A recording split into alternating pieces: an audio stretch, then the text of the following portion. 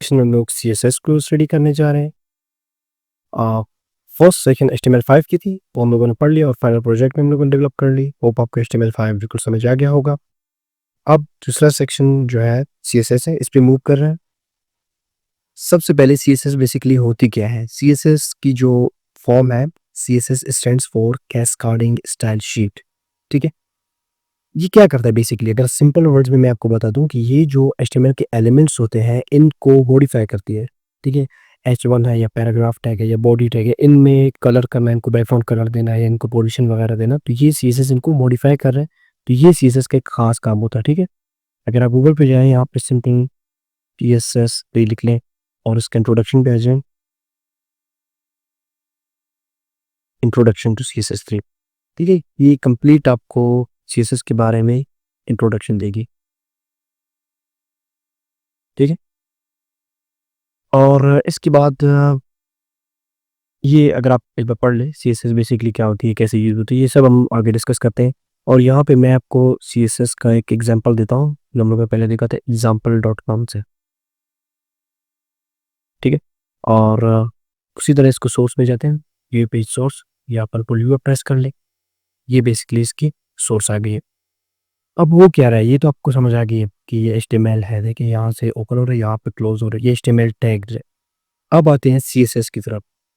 CSS basically ये एक method CSS जो यूज़ होती है वो 3 मेथड से यूज़ होती है। एक इनलाइन CSS होती है, एक इंटरनल CSS होती है और एक एक्सटर्नल CSS होती है। और ये जो पेज अभी इस वक्त जो यूज़ कर रहे हैं, ये बेसिकली इंटरनल CSS यूज़ कर रहे हैं। ठीक है, वो भी हम लोग स्टडी करेंगे इस अपने सेक्शन में। देखिए हेड सेक्शन में, अब ये ध्यान में रख लें कि हेड सेक्शन में इंटरनल CSS ओपन होती है, हेड ओपन और हेड क्लोज। फिर उन लोगों ने टैग ओपन किए स्टाइल के, अपनी स्टाइल टाइप टैग/CSS और स्टाइल क्लोज। अब इस स्टाइल के अंदर अब ये जो चीज़ें आप लोगों को नजर आ रहा है कि बिल्कुल चेंज है, बिल्कुल डिफरेंट है। इनका HTML में टैग्स थे, यहाँ पे बिल्कुल डिफरेंट है। अब ये क्या है, तो इनको समझ लें आप। देखें बॉडी, बेसिकली बॉडी पर, यानी यहाँ से बॉडी स्टार्ट हो रहे हो और इसके देखिए कर्ली ब्रैकेट ऑन हो रहा है, यहाँ पे ऑफ हो रहा है, क्लोज हो रहा है, ये यानी बॉडी की स्टाइलिंग हो रही है। इसके बाद यहाँ पे डिव की स्टाइल हो रही है, लेंथ की स्टाइल। ठीक है, तो ये देखिए मैं आपको फिर से आसान अल्फाज में बता दूं, बॉडी। ठीक है, बॉडी, ये जो एलिमेंट है बॉडी, यहाँ पे मॉडिफाई हो रहा है, स्टाइल हो रहा है। इसमें बैकग्राउंड कलर आ रहा है, मार्जिन आ रहा है, पैडिंग आ रहा है। ठीक है, फॉन्ट फैमिली आ रहा है। इसी तरह डिव एलिमेंट है और यहाँ पे एलिमेंट को सिलेक्टर लिया गया है। ठीक है, और फिर कर्ली ब्रैकेट्स, फिर ये स्टाइल है। तो और इसके कुछ रूल्स होते हैं, मैं आपको बता दूं। सिंटैक्स मतलब तरीकाकार इसका क्या है बेसिकली। देखिए सबसे पहले बॉडी, बॉडी क्या है, आप यहाँ पे CSS में सिलेक्टर होती है। ठीक है, फिर कोई भी एलिमेंट आप सिलेक्टर ले सकते हैं, बॉडी हो, डिव हो, पैराग्राफ हो, H1 हो, P वगैरह कुछ भी, और उसके सामने अपने कर्ली ब्रैकेट्स ऑन करना। ठीक है, कर्ली ब्रैकेट्स ऑन करने के बाद फिर इनके अंदर आपने प्रॉपर्टीज यूज करनी है। देखो ये बैकग्राउंड डैश कलर, ये प्रॉपर्टी है, ये फिर कॉलन लगी हुई है, कॉलन, और फिर यहाँ पे वैल्यू होती है और फिर वैल्यू के एंड में सेमी कॉलन लगती है। ये बेसिकली CSS की सिंटैक्स होती है। ठीक है, इसके बाद इन लोगों ने एक दूसरा प्रॉपर्टी यूज की है, मार्जिन, मार्जिन कॉलन्स 0, फिर सेमी कॉलन, पैडिंग कॉलन्स 0। तो बेसिकली ये प्रॉपर्टी होती है, ये वैल्यू होती है और ये सिलेक्टर होती है।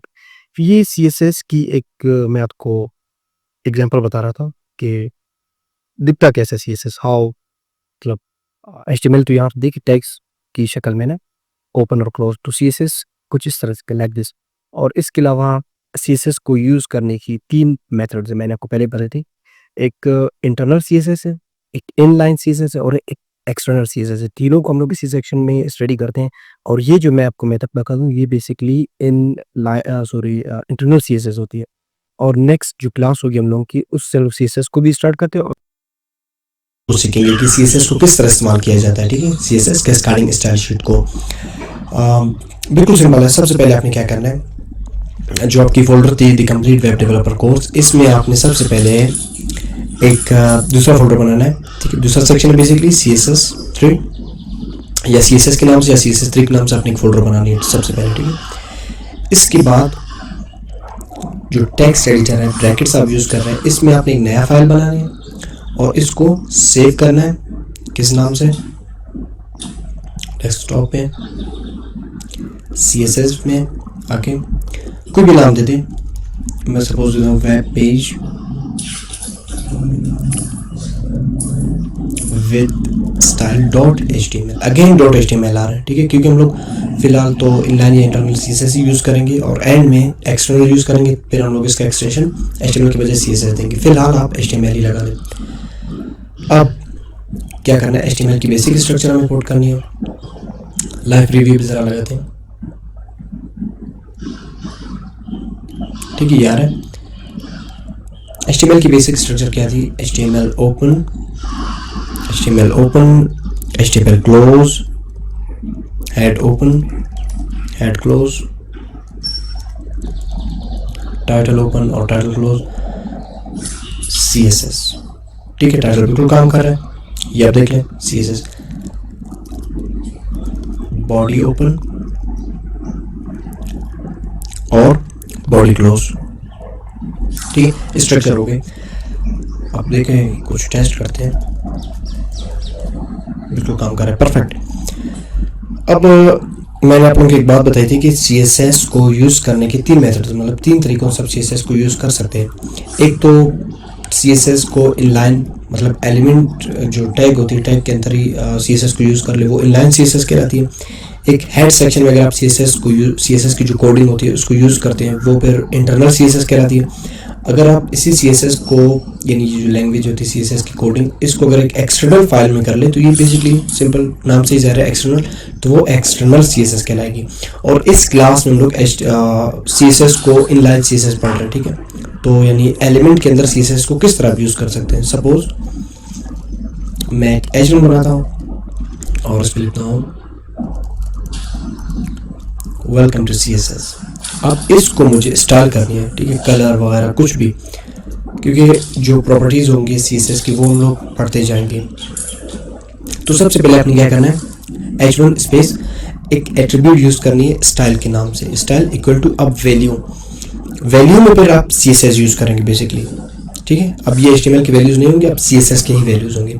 सपोज मुझे इसे कलर देना है तो सिंपल आप क्या करेंगे, कलर कॉलन्स, अब कलर का अपने नाम लिखना है, अब वैल्यू आ रहा है, ये प्रॉपर्टी है, ठीक है, फिर कॉलन्स आएंगे, प्रॉपर्टी के बाद फिर कॉलन्स आते हैं, फिर आपने वैल्यू देनी है।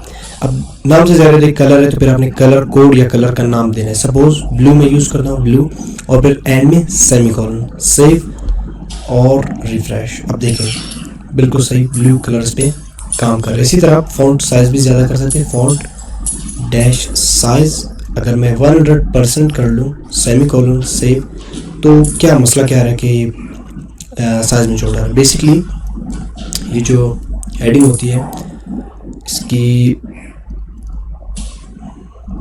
Wait,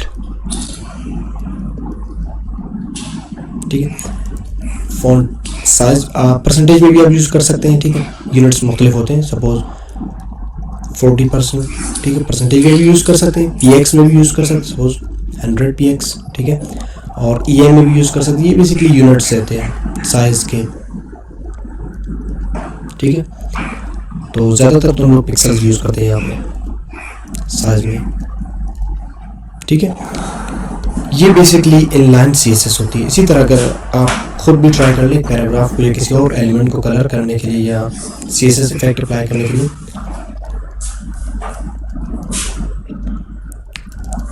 we are learning CSS, good।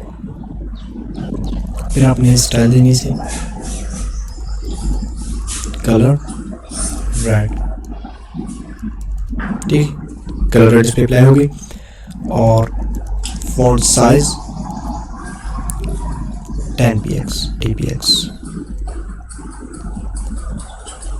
अब एक बार मैं आपको फिर से बता दूं, ये बेसिकली जो CSS हम लोग यूज़ कर रहे हैं ये इनलाइन CSS है, ठीक है। ये प्रॉपर्टी है, ये वैल्यू है, फिर ये प्रॉपर्टी, ये कंप्लीट प्रॉपर्टी है, कॉलन्स, फिर वैल्यू और फिर सेमीकोलन एंड में आती है, ठीक है। और ये बेसिकली CSS थी, इनलाइन CSS। अगर आपको फिर भी समझ नहीं आया हो, आई होप कि आपको समझ आ गया है CSS को यूज़ करना। अगर फिर भी समझ ना आया हो तो नेक्स्ट क्लास में हम लोग CSS को इंटरनल CSS पढ़ने जा रहे हैं, तो उसमें शायद आपको कवर हो जाए, ठीक है।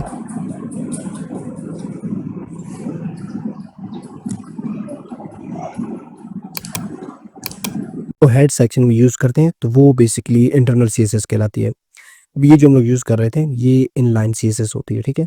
मतलब देखिए एलिमेंट एलिमेंट के बाद सीएसएस यूज़ हो रहा है तो ये इनलाइन होती है। लेकिन इनलाइन सीएसएस को यूज़ करने में एक तो प्रॉब्लम ये है कि देखिए कोड्स आपके ज़्यादा मतलब अजीब लग रहे हैं, रश हो रहा है, यहाँ पे मसला हो रहा है। तो ये एक मतलब आप 1-2 कोड यहाँ पे यूज़ कर सकते हैं, सपोज़ कलर या फ़ॉन्ट साइज़ कुछ 1-2 और यूज़ करने के लिए यूज़ कर सकते हैं। लेकिन सीएसएस में ज़्यादा कोडिंग करने के लिए आप इंटरनल या एक्सटर्नल सीएसएस यूज़ करेंगे, ठीक है? तो inline is not good. Inline सिर्फ़ आप 1-2 प्रॉपर्टी के लिए यूज़ कर सकते हैं, ज़्यादा आप इसको यूज़ ना कर लें। अब इसी मेथड को, ठीक है, इसी मेथड को हम लोग इंटरनली यूज़ करने जा रहे हैं, तो किस तरह करेंगे? सेम अब देखो बिल्कुल अपने सिंपल स्टाइल में आ गए हैं, उनको सीएसएस में स्टाइल करनी है तो हेड सेक्शन में आपने जाना है। देखिए हेड ओपन और यहाँ पे हेड क्लोज़ हो रहा है, अब इसके अंदर आपने एक और टैग यूज़ करनी है, स्टाइल के नाम से, स्टाइल ओपन और टाइप टेक्स्ट स्लैश सीएसएस। ये क्या कर रहा है? टाइप बेसिकली ब्राउज़र को बता रहा है कि ये हेड सेक्शन में सीएसएस लैंग्वेज यूज़ करने जा रहा है, ठीक है? और ये सीएसएस अब ये ज़हन में रख लें कि इस एचटीएमएल और सीएसएस ये प्रोग्रामिंग लैंग्वेजेस बेसिकली नहीं है। एचटीएमएल एक मार्कअप लैंग्वेज और सीएसएस एक स्टाइल शीट है। अब मैंने आपको बताया था सबसे पहले आपने क्या करना है, सिलेक्टर लेना है। H1 में आपने स्टाइलिंग करनी है, H1 पे काम करना है तो सबसे पहले आपने सिलेक्टर लेनी है। H1 सिलेक्टर ले लिया, फिर कर्ली ब्रैकेट्स ऑन और क्लोज़, ये जो टेक्स्ट एडिटर है ये खुद ब खुद इनको ऑन या ऑफ कर रहे हैं, ओपन और क्लोज़ कर रहे हैं या ओपन और स्टार्ट या एंड कर रहे हैं, ठीक है इनको। स्पेसिंग के बाद अब आपने यहाँ पे प्रॉपर्टीज़ अप्लाई करनी है। सपोज़ क्या प्रॉपर्टी, मैं चाहता हूँ कि इसको कलर दे दूँ, कलर कॉलन्स, अब आपने कलर का नाम देना है या कोड कलर्स भी आप यूज़ कर सकते हैं, ठीक है? जो हम लोग आगे कलर्स में डिस्कस करने जा रहे हैं।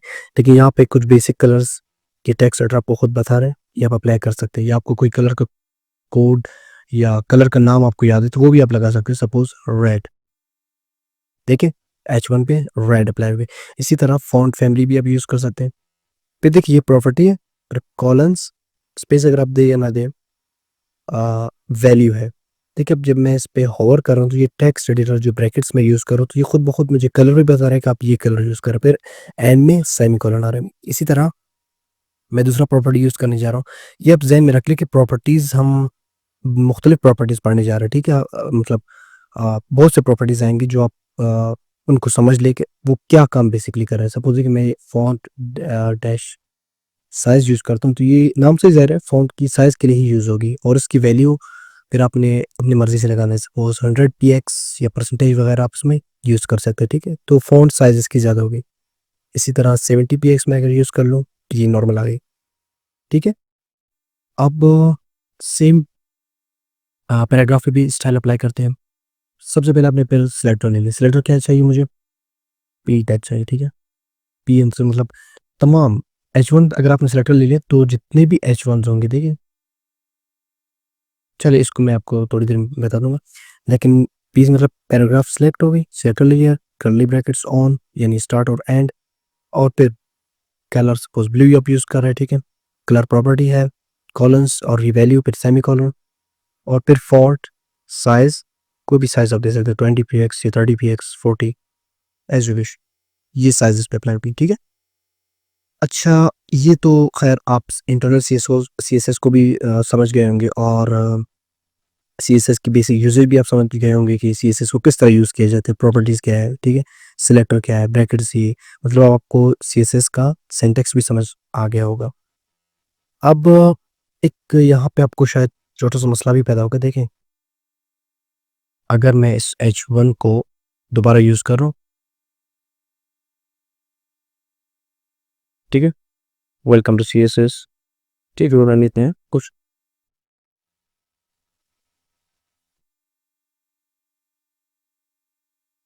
अच्छा जी। अब मसला ये आ रहा है कि देखिए मैं चाहे इस पैराग्राफ में कुछ और लिख लूँ, इसमें कुछ और या इस हेडिंग में कुछ और, इस हेडिंग में कुछ और लिख लूँ, ठीक है? लेकिन मसला ये हो रहा है कि मतलब तमाम हेडिंग्स पे जो सीएसएस मैंने इफ़ेक्ट यूज़ किए वही आ रहे हैं। मैं चाहता हूँ कि इस हेडिंग की कलर कुछ और आ जाए, इस हेडिंग कलर या फ़ॉन्ट साइज़ कुछ और, इसकी कुछ और, या इस पैराग्राफ की कलर या बैकग्राउंड कलर जो भी हम लोग आगे प्रॉपर्टीज़ पढ़ने जा रहे हैं, वो चेंज हो। डिव्स को पढ़ने जा रहा है, ठीक है। डिव्स बेसिकली क्या होती है, डिव्स यानी डिवीजन होती है, ठीक है, एक ब्लॉक बनाती है और उसके यानी अगर आप डिव के अंदर इन तमाम चीज़ों को एक साथ ग्रुप में भी स्टाइल कर सकते हैं, ठीक है। डिव एक अहम किरदार है बहुत ही इसकी, यानी अगर आप जब लेआउट वगैरह बनाएंगे या प्रोजेक्ट पे काम करेंगे तो ज़्यादातर आप डिव्स पे ही काम करेंगे, ठीक है। अच्छा, इसको स्टडी करते प्रैक्टिकली देखते हैं। मैं इन तमाम चीज़ों को ज़रा क्लियर करता हूँ, ठीक है। चले इनको रहने दे, ठीक है। अब मैं एक डिव को लगा लेता हूँ और को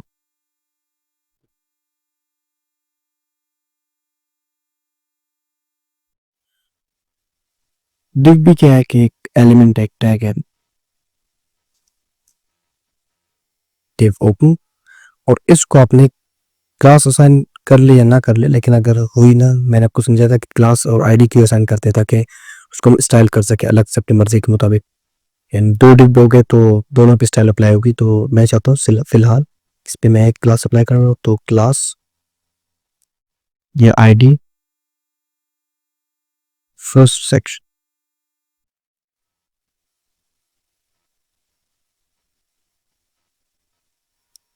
से। अब कोई भी इफेक्ट नजर नहीं आ रहा, कोई भी फर्क नहीं पड़ा बेसिकली। अब देखते हैं, क्लास को डॉट से ज़ाहिर करते हैं, आपने कॉल करना है इस क्लास को, क्या है, first dash section curly brackets on. अब आप इस पे कोई प्रॉपर्टी यूज कर सकते हैं। सपोज मैं एक नया प्रॉपर्टी यहाँ पे यूज कर रहा हूँ, बैकग्राउंड डैश कलर, ठीक है। ये क्या करते हैं, बेसिकली नाम से ज़ाहिर है बैकग्राउंड कलर के लिए इस्तेमाल होती है, और कोई भी कलर आप चूज कर लिया यहाँ से। सपोज ये बर्ली वो, ये क्या कर लिया, यानी यानी इन तमाम पे एक डिव है ना, या एक डिवीजन है, एक ब्लॉक बनाई है, यानी इसमें इसके सब बैकग्राउंड में कलर अप्लाई हो गई है, ठीक है। अच्छा, इसको अगर मैं विड्थ देना चाहूँ, अब इसकी विड्थ जो है डिफ़ॉल्ट 100% पे आ रहा है, ठीक है। लेकिन मैं इसको कम करना चाहता हूँ, इसको आप कम कर सकते हैं विड्थ प्रॉपर्टी के जरिए, WIDTH कॉलन्स। आप PX में भी मैंने आपसे कहा था कि कोई भी यूनिट आप यूज़ कर सकते हैं, PX भी यूज़ कर सकते हैं या परसेंटेज भी यूज़ कर सकते हैं। तो मैं इसको इसी जो बैकग्राउंड कलर यानी बॉक्स इसको पेज में के आधे में लेना चाहता हूँ, यानी हाफ में लाना चाहता हूँ, तो आप 50% से देंगे, 50% वैल्यू देंगे, तो ये डेफिनेटली आप में ही आएगी, नहीं, ठीक है। और इसके अलावा अगर मैं यहाँ पे एक प्रॉपर्टी यूज करूँ, कलर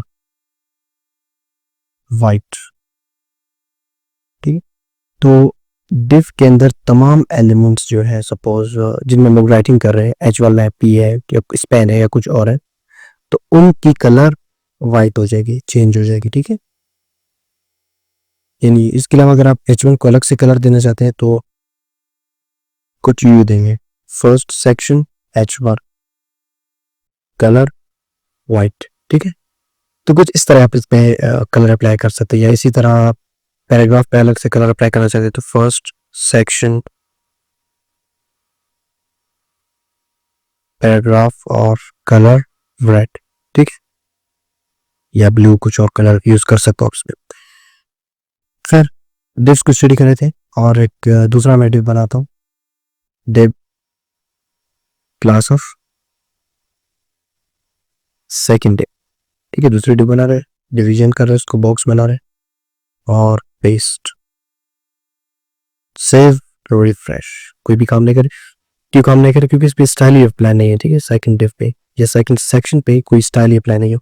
क्लास या आईडी हम लोगों ने असाइन कर दी, मैं इसको इस बार आईडी देता हूँ, और आईडी को ऐसे जाहिर करते हैं। आईडी का नाम क्या है, सेकंड सेक्शन, क्या, background colour deep sky blue में इस पर अप्लाई करता हूँ, ठीक है। ये देखें कलर्स पे अप्लाई हो गई। फिर इसी तरह इसको मैं रेड 50% करता हूँ, ठीक है, और कलर कोड कलर भी अब यूज कर सकते हो ऐश के साथ, ठीक है। तो इसके अंदर जो तमाम कंटेंट्स है उसकी कलर चेंज होगी। ये बेसिकली डिव्स थी, यानी डिव्स के ज़रिए आप बॉक्सेस या ब्लॉक्स बना सकते हैं और उनके अंदर आप एचटीएमएल के दूसरे एलिमेंट्स को भी पुट कर सकते हैं। ठीक है, तो ये बेसिक इन्फॉर्मेशन थी डिव के बारे में, ये थी कि आप ब्लॉक बन गई है। और अब ये डिव्स मतलब काम आगे भी आएंगे, मतलब प्रोजेक्ट में भी हम यही डिव्स को यूज़ करते हैं। ठीक है, यानी बॉक्सेस बनाने के लिए, हेडर बार बनाने के लिए, फुटर बार या मेन बॉडी एरिया या साइड बार वगैरह बनाने के लिए मोस्टली डिव्स को यूज़ करते हैं। ठीक है, तो इसके अलावा कलर एक अहम प्रॉपर्टी है, यानी उसमें सीएसएस में एक अहम किरदार अदा करता है। जो टेक्स्ट होती है उसको कलर देने के लिए हम लोग दो तरह की यूज़ करते हैं, एक तो कलर का नाम लिखते हैं और दूसरा तरीका ये है कि कलर का कोड लिखते हैं। ठीक है, और ज़्यादातर ब्यूटीफुल जो कलर्स होते हैं, इंटरेक्टिव कलर्स होते हैं, उनके लिए फिर हम लोग सीएसएस कोड्स यूज़ करते हैं। ठीक है, किस तरह, अब सपोज इस H1 को लेते हैं। ठीक है, क्लास कहते हैं फर्स्ट सेक्शन, और इसके अंदर H1 थी कलर रेड। देखिए मैं कलर का नाम लिख रहा हूँ बेसिकली, सेक्शन रिफ्रेश। अब देखिए इस पे रेड कलर अप्लाई हो गई है। ठीक है, मैं बेसिकली कलर का नाम रखा हूँ ब्लू कलर। ठीक है, ब्लू अप्लाई हो रहा है। ये कोई और कलर जो आपको बैन नेम याद है वो आप इंसर्ट कर सकते हैं वैल्यू में। ठीक है, ये बेसिकली कलर प्रॉपर्टी क्या करती है, टेक्स्ट के लिए, टेक्स्ट को कलर देने के लिए इस्तेमाल होती है। इसके अलावा कोड कलर सपोज सबसे पहले हम हैश लिखते हैं, ये 6 डिजिट्स की भी होती है और 3 डिजिट्स की भी होती है। ठीक, 3 डिजिट्स की जैसे कि FFF यूज़ करते हैं हम लोग। ठीक है, वाइट कलर के लिए, या 000 फॉर ब्लैक कलर। ठीक, इसके अलावा जो हम लोग कोड कलर्स यूज़ करते हैं, ठीक है, 6 डिजिट्स के, तो कोड कलर्स को मैं आपको थोड़ा डीप में बताता हूँ कि कोड्स कलर्स को यानी आप कहाँ से उठा सकते हैं अच्छे कलर्स की कोड्स, या अपनी मर्जी के मुताबिक कलर्स यूज़ करना चाहो तो वो कैसे आप कर सकते हैं। ठीक है, तो मैं एक नया टैब ओपन करता हूँ और यहाँ पे एक साइट ओपन करता हूँ HTML और colour session of dot codes. ये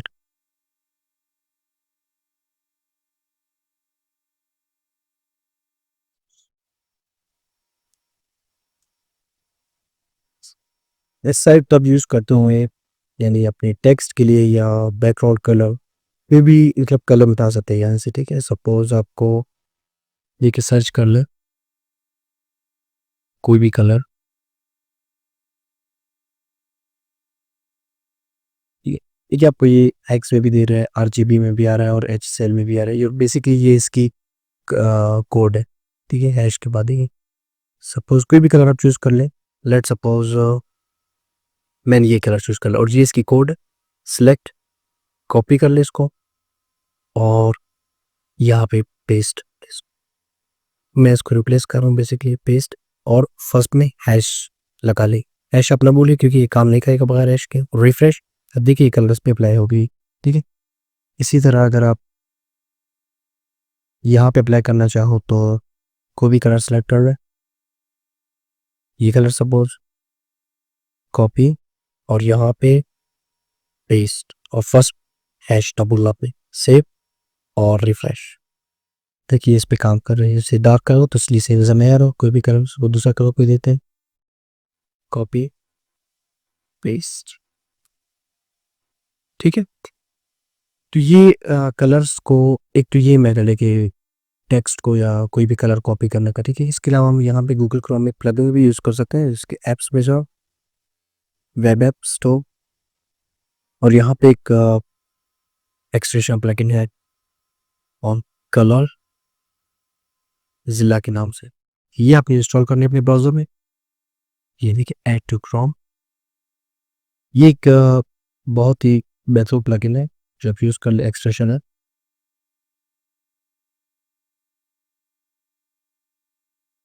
ये देखिए यहाँ पे आ चुकी है। ठीक? अब सपोज मैं गूगल ओपन करता है या फेसबुक ओपन करता है, ठीक है, कोई भी आप वेबसाइट या वेब पेज ओपन कर ले और आप चाहते हैं कि उस कलर को मैं यूज़ करना चाहूँ उसी कलर को, तो वो आप कैसे कर लें, कैसे कर सकते हैं कि ये जो कलर जिला आप डाउनलोड कीजिए इसको ओपन करना। देखिए इसमें बहुत ऑप्शन है, आप इनको बाद में कर ले। लेकिन मैं सबसे पहले यहाँ पे क्लिक करता हूँ कलर पिकर पे, क्लिक, या यहाँ से टेक कलर फ्रॉम पेज, इस पे क्लिक कर ले आप, ठीक है। अब देखें ये इस पर आ गई है। अब कहीं पर भी जब आप उसको होवर कर रहे हैं ना, ये इसको घुमा रहे हैं, तो वही कलर यहाँ पे आपको विजिबल आपको हो रहा है, यहाँ पे नजर आ रहा होगा, ठीक है। सपोज ये फेसबुक की मेन टॉप बार है, हेडर बार है, इसकी कलर मुझे चाहिए, तो आप इस पर सिंपल क्लिक कर ले, तो कलर कोड कॉपी हो गई है, ठीक। और इसको मैं यहाँ पे इस बार यहाँ पे पेस्ट होता हूँ, सेव, रिफ्रेश, ठीक है। ये बेसिकली जो फेसबुक की हेडर की कलर थी वो यहाँ पे भी आ चुकी है। तो ये एक तरीका था कॉपी करने की। इसी तरह कोई भी वेबसाइट आप ओपन करके उसकी कलर को कॉपी कर सकते। सपोज मैं दोबारा कलर पिकर पे आके इस कलर को मैं कॉपी करता हूँ, कॉपी हो गई, और इस बार यहाँ पे पेस्ट करता हूँ, सेव पेपर, देखिए ये इस पे अप्लाई होगी। तो इसके अलावा आप और भी साइट्स यूज़ कर सकते हैं कलर्स के लिए। सपोज पेट्रोल कलर्स की मैं आपको एक साइट दूंगा, फ्लैट आई कलर्स, ठीक है। ये ओपन नहीं हो रहा, ठीक है। शायद इस पर कोई प्रॉब्लम है, मैं इस पे लेता हूँ ब्रांड। इसको आप ओपन करके कोई भी बैकग्राउंड, इसमें बहुत बेहतरीन फ्लैट कलर्स मौजूद है, फ्लैट बैकग्राउंड कलर्स मौजूद है। इनके अलावा मैं इनको इसको मैं आपको जो स्टाइलिंग लिंक्स और जो वीडियो गेम की उस पर हम लोग इसको मजीद डिस्कस करते हैं। और एक और भी कलर है कि लिंक्स को किस तरह कलर किया जाता है, मैं वो मेथड भी इसी सेक्शन में ही बता दूंगा। तो ये बेसिकली इंफॉर्मेशन थी कि कलर को आप किस तरह यूज़ कर सकते हैं, ठीक है। एक तो HTML कलर कोड्स .com की मदद से, एक एक्सटेंशन जो हम लोगों ने यूज़ कर ली कलरजिला के नाम से, ये भी एक बहुत बेहतरीन है। इसमें भी देखिए आप साइट के किसी भी कंटेंट की कलर यहाँ से आप पा सकते हैं, ठीक है। बहुत बेहतरीन प्लगइन है। तो ये बेसिकली इन्फॉर्मेशन देखिए इसके बारे में। और जो नेक्स्ट क्लास होगी हम लोग की वो पोजीशनिंग के बारे में स्टार्ट होगी कि पोजीशनिंग किस तरह की जाती है, ठीक है, बॉक्सेस को। आ, देखिए हम लोगों ने पहले यूज़ की थी हेडिंग्स और पैराग्राफ्स, ठीक है, मुख्तलिफ हेडिंग्स और पैराग्राफ्स यूज़ की थी। और लेकिन उनमें मसला ये है कि हम लोग जब जो हेडिंग होती थी या पैराग्राफ या कोई भी एलिमेंट जब उसको स्टाइल करते थे, तो तमाम, अब देखिए H1 को हम लोगों ने स्टाइल की तो तमाम H1 स्टाइल हो गए, ठीक है। पैराग्राफ की स्टाइल की तमाम पैराग्राफ स्टाइल हो गए। तो इस प्रॉब्लम को सॉल्व करने के लिए, या आप ये सोच रहे थे कि मैं इस पैराग्राफ को अलग कलर या इसको अलग स्टाइल देना चाहता हूँ, या इस पैराग्राफ को अलग कलर और स्टाइल देना चाहता हूँ, तो वो बेसिकली आप क्लासेस और आईडीज़ की मदद से आप कर सकते हैं, ठीक है। क्लासेस या क्लास या आईडी बिल्कुल यही समझ लें कि सेम होती है, लेकिन इनमें एक छोटा सा डिफरेंस होता है, वो मैं इसी टॉपिक में आपको क्लियर करवा देता हूँ, ठीक है। सबसे पहले इसको लेते हैं, इसको मैं क्लास असाइन करता हूँ, ठीक है, क्लास। अच्छा, इसको इंस्टेंस को ख़त्म करता हूँ, ठीक है। क्लास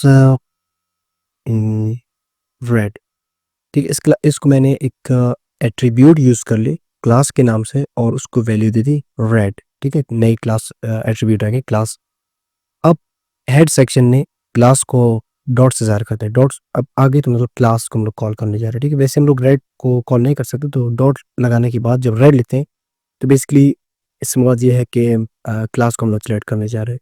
यानी अब सिर्फ इस स्पेसिफिक इस H1 को, अब ये इस H1 को ही स्टाइल कर सकते हैं यहाँ पे, ठीक है।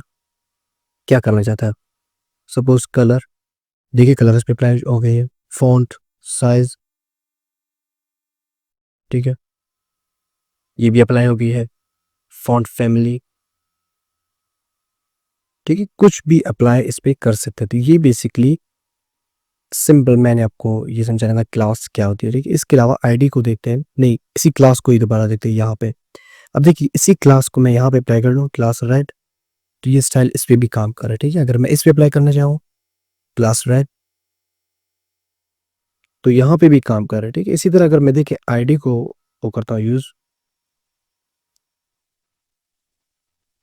आईडी, इसके अलावा इसको मैं क्या नाम देता हूँ, स्टाइल सपोज। अब आईडी को यहाँ पे क्लास को डॉट से ज़ाहिर कर दीजिए ना, आईडी को अपने हैश सिंबल से ज़ाहिर करना है, हैश। अब जो आईडी है उसका नाम लिखना है style, curly brackets on close. और अब सिर्फ ये हेडिंग ही सिलेक्ट है, क्या करना चाहते हो, सपोज वही कलर ब्लू, ठीक है, फॉन्ट फैमिली, ठीक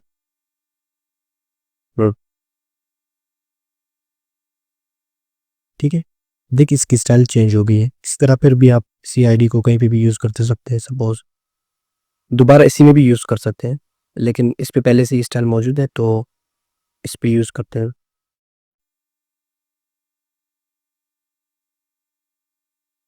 स्टाइल। ठीक है, तो ये बेसिकली क्लासेस और आईडीज़, आई होप कि आपको इनका यूज़ेज़ समझ आ गया होगा। लेकिन इनमें डिफरेंस क्या होती है? बेसिकली आईडी जो होती है वो यूनिक होती है, यानी इसमें आप एक ही वैल्यू यूज़ कर सकते हैं। ठीक है, एक सिर्फ ये वैल्यू है, लेकिन क्लास में आप एक से ज़्यादा वैल्यू यूज़ कर सकते हैं। सपोज़ किस तरह, मैं एक और क्लास बनाता हूँ अंडरलाइन के नाम से, और उसमें नया प्रॉपर्टी यूज़ कर रहा हूँ, टेक्स्ट डैश डेकोरेशन अंडरलाइन। ये बेसिकली क्या करता है, टेक्स्ट की जो डेकोरेशन होती है, अंडरलाइन, ओवरलाइन, रिलाइन, तो आप कुछ भी कर सकते हैं। अंडरलाइन तो नाम से ही ज़ाहिर है कि टेक्स्ट को अंडरलाइन करेगी। अब ज़रा मैं इसको यहाँ पे यूज़ कर लूँ, यहाँ पे एक और टैग लेता हूँ स्पैन के नाम से। ठीक है, स्पैन भी एक नया टैग है, वो इन चीज़ों के स्टाइल देने के लिए यूज़ करते हैं। इसको भी ये क्लास में असाइन करता हूँ, क्लास अंडरलाइंड। अब देखिए सिर्फ ये पार्ट स्टाइल हो रहा है। ठीक है, लेकिन हमें समझना है क्लास को, तो क्लास मैंने आपको बताया था कि आईडी यूनिक होती है, यानी आप इसमें एक की सिर्फ वैल्यू यूज़ कर सकते हैं, लेकिन क्लास में आप एक से ज़्यादा वैल्यू यूज़ कर सकते हैं। ठीक है, मैंने इसको रेड की क्लास भी असाइन की है और एक और क्लास असाइन करता हूँ अंडरलाइन के नाम से। ठीक है, तो देखिए ये एक जो रेड की क्लास है ये भी इस पे काम कर रहा है और अंडरलाइन क्लास भी इस पे काम कर रही है। एक और आप क्लास बना लो, सपोज़ कुछ मतलब एक अगर कोई और क्लास आप बनाते हैं और इस पे इस तरह अप्लाई करना चाहो तो वो भी आप कर सकते हैं इस तरह। ठीक है, नेम कुछ भी यूज़ कर सकते हैं, लेकिन आईडी में आप इस तरह यूज़ नहीं कर सकते। देखिए मैं एक और आईडी अगर बना दूँ अंडरलाइन के नाम से, टेक्स्ट डेकोरेशन अंडरलाइन। ठीक है, अब अगर मैं इसको यूज़ कर लूँ अंडरलाइन, तो वो स्टाइल भी चलेगी क्योंकि ये यूनिक होती है, तो इसमें एक ही वैल्यू आती है। ठीक है, अब ये काम कर रहा है। और इसके अलावा आईडी को हम लोग जावास्क्रिप्ट में भी यूज़ करते हैं। ठीक है, जावास्क्रिप्ट में भी ये बहुत यूज़ होता है। तो क्लासेस और आईडीज़ का मतलब एक बहुत ही अहम किरदार होता है सीएसएस में। तो अ, ये बेसिकली क्या होती है, जो एलिमेंट्स होते हैं एचटीएमएल में, इनको पोजीशन देता है या तो लेफ्ट में या राइट में। ठीक है, तो इसको देखते हैं प्रैक्टिकली। अब ये जो दोनों बॉक्सेस है ये नॉर्मल फ्लो में। ठीक है, इस पेज की अगर मैं यहाँ पे फ्लोट यूज़ करूँ, फ्लोट लेफ्ट भी आप कर सकते हैं, इसको राइट भी कर सकते हैं। सपोज मैं यहाँ पे अब लेफ्ट यूज़ कर रहा हूँ, फ्लोट लेफ्ट सेव। तो अब क्या इफेक्ट आ गई इस बॉक्स पे, देखिए सेक्शन 1 में अब कुछ तब्दीली आ गई। ठीक है, ये तो हम नेक्स्ट क्लास में सॉरी इसी क्लास में ही एक एंड में मैं आपको बता दूंगा किसकी फ्लो में क्या मसला हो रहा है। देखिए अब यानी ये जो कंटेंट है, ये जो डिव है फर्स्ट सेक्शन, ये अब बेसिकली लेफ्ट में अलाइन हो गई है। ठीक है, लेफ्ट में फ्लोट हो गई है। ठीक है, और ये बॉक्स देखिए थोड़ा ऊपर आ गई है इसमें, इसमें यानी इसके बैक में है ये इस वक्त। तो ये फ्लोट हो गई है, इसने अपनी नई पोजीशन बना ली लेफ्ट में। अब अगर मैं इसको इस बॉक्स को, ये जो डिव है, इसको, ये भी एक सवाल है कि इसको यहाँ पे मुझे लाना है सपोज।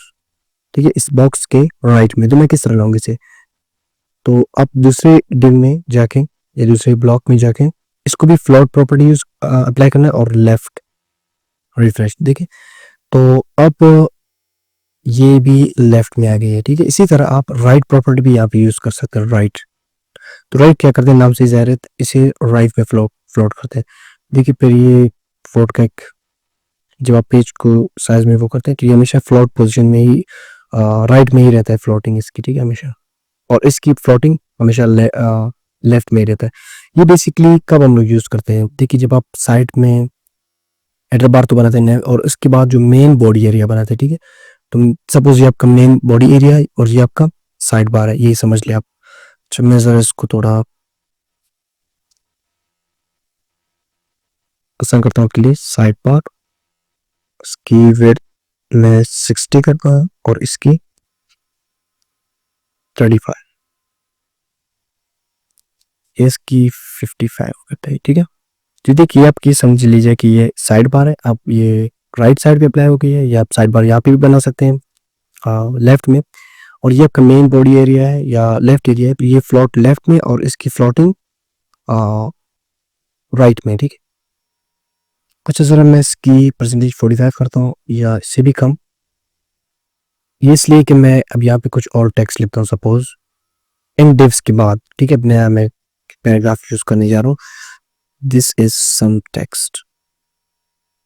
देखिए मसला ये है कि ये जो एरिया खाली बची हुई, अब ये टेक्स्ट यहीं पे आ रहा है, ठीक है। इस इफेक्ट को खत्म करने के लिए हम क्या करते हैं, प्रॉपर्टी इनके साथ वो यूज करते हैं क्लियर के नाम से। तो बहुत से लोग क्या करते हैं, यहाँ पे इस इफेक्ट को खत्म करने के लिए एक नया डिव बनाते हैं। यहाँ पे डिव क्लास उसको देते हैं ज़्यादा क्लियर की है, फिक्स वगैरह की। तो मैं सिंपल इसको क्लास क्लियर अप्लाई करता हूँ और क्लास को डॉट से ज़ाहिर करते हैं क्लियर, ठीक है। क्लियर सिंपल आपने क्या करना है, और प्रॉपर्टी भी क्लियर आपने यूज करना है, क्लियर कॉलन्स बोथ। अब ये क्या करता है, इस इफेक्ट को खत्म करता है और ये एक नए लाइन में आता है, ठीक है, एक नए फ्लो में आ रहा है। तो ये एक बेसिक नॉलेज थी फ्लोटिंग की। अगर मैं आपको थोड़ा इसको एडवांस में बता दूं कि फ्लोटिंग की जो फ्लो होती है वो किस तरह होती है, सिंपल मैं जल्दी से कुछ डिव्स बनाता हूँ, ठीक है। Class box blue, red green और येलो, ठीक है। अब इनको थोड़ा स्टाइल करते हैं, वे 100 px, height 100 px, blue, background colour blue, ठीक है, गुड। इसी तरह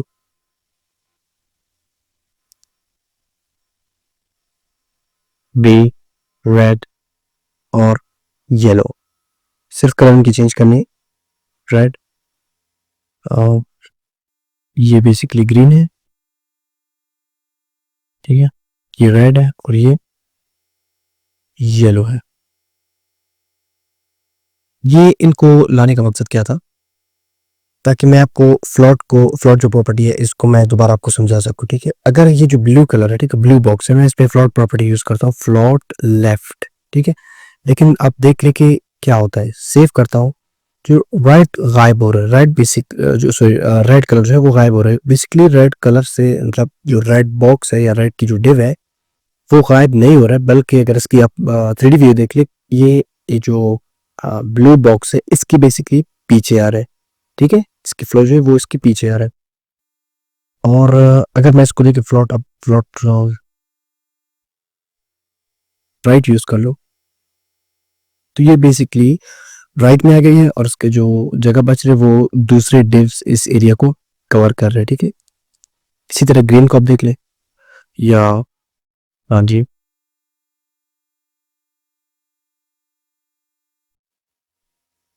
फ्लोट लेफ्ट, ठीक है।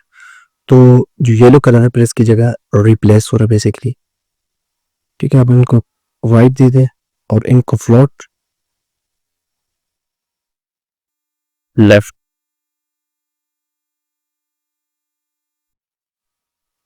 ठीक है। तो ये कुछ इस तरीके से आपके साथ आ रहा है। इसी तरह फिर अगर आप इसके देखिए यहाँ पे टेक्स्ट लिखते हैं, टेक्स्ट जब लिखते हैं तो इस इफेक्ट को, यानी यहाँ पे टेक्स्ट मतलब आ रहा है, मतलब ये जो खाली जगह बच रहा है यहाँ पे टेक्स्ट आ रहा है, आप चाहते हैं कि ये टेक्स्ट नीचे आ जाए। इस इफेक्ट को खत्म करने के लिए फिर आप क्या करते हैं, एक डिव बनाते हैं ऐसी, इतना मुनासिब रहेगा कि आप इसी पे में आके क्लियर बोथ कर लें, लेकिन अगर आप डिव बना ले तो सही होगी, ठीक है। मैं सिंपल एक खाली डिव बनाता हूँ, डिव आईडी, इस पर आईडी देता हूँ क्लियर और क्लियर क्लियर और क्लियर प्रॉपर्टी यूज करना है बहुत, ठीक है। तो ये बेसिकली फ्लोटिंग्स होती है, ठीक है। फ्लोटिंग हम लोगों ने प्रॉपर्टी पढ़ ली, एक फ्लोट थी और फ्लोट की जो वैल्यूज है राइट भी आप दे सकते हैं, लेफ्ट भी दे सकते हैं। इसी तरह क्लियर आप लेफ्ट से भी कर सकते हो, राइट से भी कर सकते हो, या बोथ यानी दोनों को भी क्लियर कर सकते हैं, ठीक है। तो ये बेसिकली फ्लोट प्रॉपर्टी है, ठीक है। जो HTML के एलिमेंट्स है इनको मजीद पोजिशनिंग की जो अंदाज को बेहतर बनाने के लिए हम लोग CSS में पोजिशन प्रॉपर्टीज को डिस्कस करते हैं, ठीक है। यानी इन पोजीशन प्रॉपर्टीज के जरिए आप एलिमेंट्स को अपनी मर्जी के मुताबिक टॉप, लेफ्ट, राइट, बॉटम कहीं पे भी मूव कर सकते हैं इजिली। ठीक है, तो बेसिकली स्टार्ट लेते हैं। Clear everything. ये आप ज़हन में रख लें कि जो पोजीशंस होती है बाय डिफ़ॉल्ट इनकी पोजीशन स्टैटिक होती है तमाम एलिमेंट्स की, ठीक है? लेकिन जो आप यूज़ करना चाहें, ठीक है? कितनी पोजीशंस हैं? 3 पोजीशंस हैं। एक पोजीशन रिलेटिव है, दूसरी पोजीशन एब्सोल्यूट है और तीसरी पोजीशन फिक्स्ड है। अब इनको हम लोग यूज़ करते हैं, तीनों का मतलब एक दूसरे से डिफरेंट है, इनको यूज़ करते हैं। अच्छा जी, सबसे पहले मैं बॉडी सिलेक्टर लेता हूँ और उसमें एक बैकग्राउंड कलर अप्लाई करता हूँ। बैकग्राउंड कलर 1b45 से, ठीक है? और मैं एक div बनाता हूँ, ठीक है? मेन कंटेनर के लिए div और उसको क्लास देता हूँ कंटेनर के नाम से, कंटेनर, ठीक है? और उसमें एक HTML लेता हूँ CSS पोजीशंस के नाम से। इनको ज़रा स्टाइल करते हैं कंटेनर को।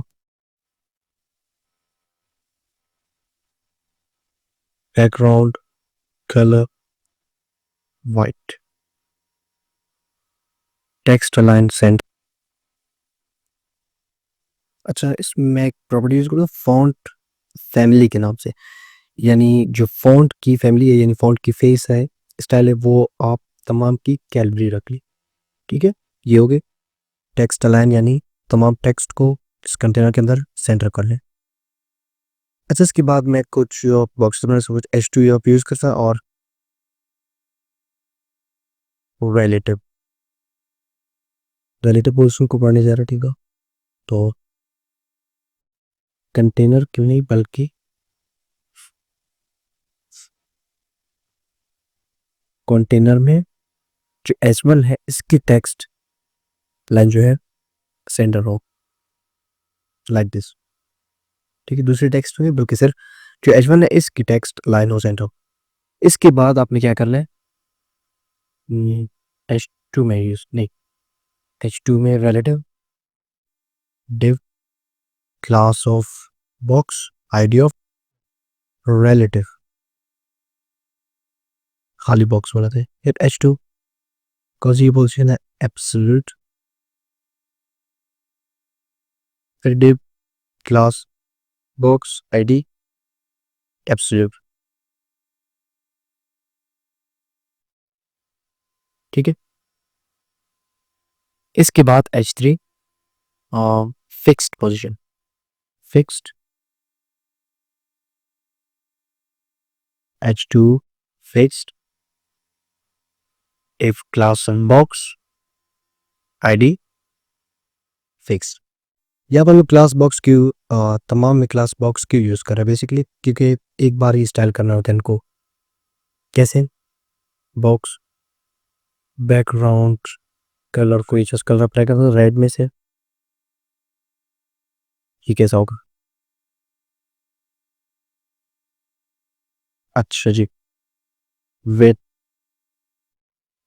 150 px, हाइट भी 100 px या 150 px, ठीक है?